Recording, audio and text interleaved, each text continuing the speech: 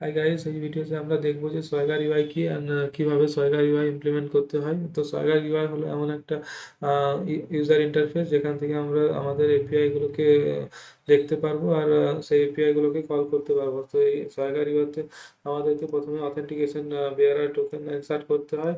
Insert করার পর আমরা যে কোনো এপিআই কল করার জন্য রেডি আছি। তো এখানে সোয়াগার ইউআই ইমপ্লিমেন্ট করতে হলে প্রথমে প্রোগ্রাম ডট সিএস ফাইলে এরকম একটি লাইন অ্যাড করতে হয়, অ্যাড এন্ডপয়েন্ট এক্সপ্লোরার, আর তারপর add swagger gen inside swagger gen অনেক কিছু আপনি টাইটেল, ডেসক্রিপশন, কন্ট্যাক্ট এসব ইনসার্ট করতে পারেন। And JW bearer token insert করার জন্য আমাদের অ্যাড সিকিউরিটি ডেফিনেশন একটি অ্যাড করতে হয়।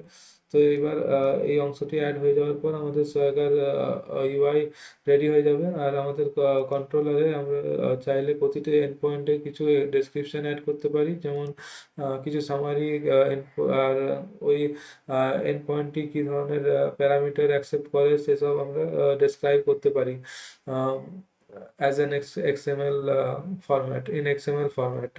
So this is all about Swagger. Thank you for watching.